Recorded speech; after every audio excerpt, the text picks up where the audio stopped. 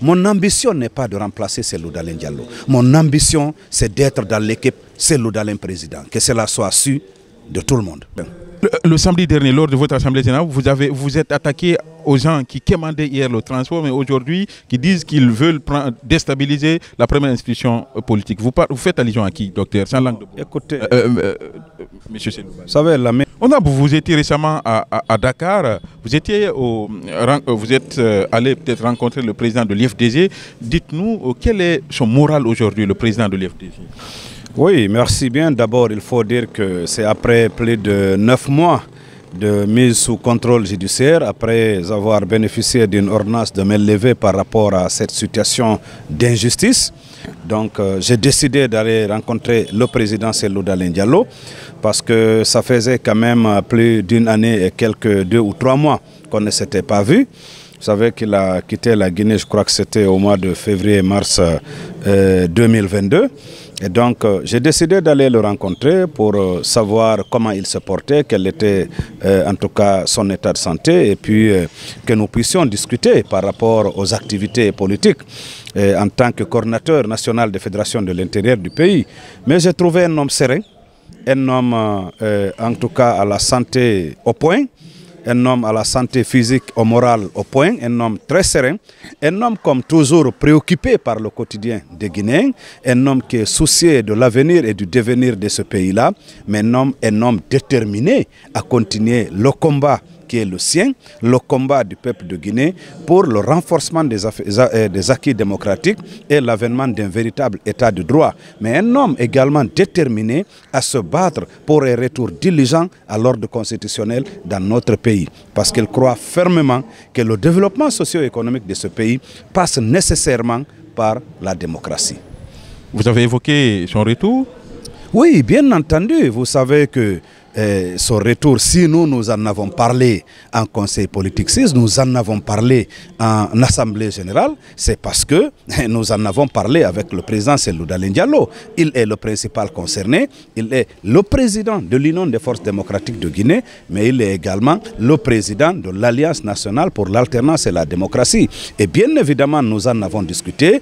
Il est dans la prédisposition de rentrer très bientôt dans notre pays, mais comme je vous l'ai souvent dit, c'est quelqu'un qui est en train d'abattre un grand travail à l'international. Tout ce qui est en train de se faire dans le cadre de la diplomatie sur le plan sous-régional, africain et international, Cellou Dalein a une grande part à l'intérieur. Vous savez que la diplomatie, comme on le dit souvent, c'est le travail de fourmi, c'est un travail souterrain. La diplomatie, elle est lente, mais son aboutissement est très efficace. Donc puisque selon vous, il est en train de battre un travail titanesque à l'international, il n'est pas pressé de rentrer, il n'a pas la nostalgie de son pays, Cellou Dalein? Non, écoutez, je crois que, vous savez, Cellou Dalein, c'est quelqu'un, comme je l'ai rappelé il y a quelques semaines à votre micro même, c'est quelqu'un qui n'a pas souvent l'habitude de faire 3 mois, 4 mois à l'extérieur sans revenir.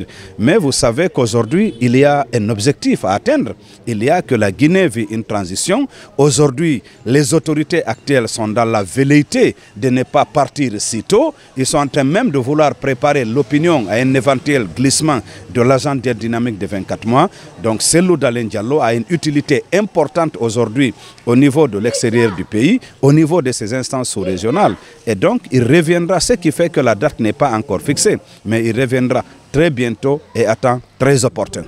Le samedi dernier, lors de votre assemblée générale, vous êtes attaqué aux gens qui quémandaient hier le transport, mais aujourd'hui qui disent qu'ils veulent déstabiliser la première institution politique. Vous faites allusion à qui, docteur? Sans langue de bois. Écoutez, monsieur Cellou. Vous savez, Lamine, moi je parle, si vous voulez, des politiques, je parle des programmes. Je n'aime pas parler des individus. Je n'attaque personne, je ne réponds à personne particulièrement.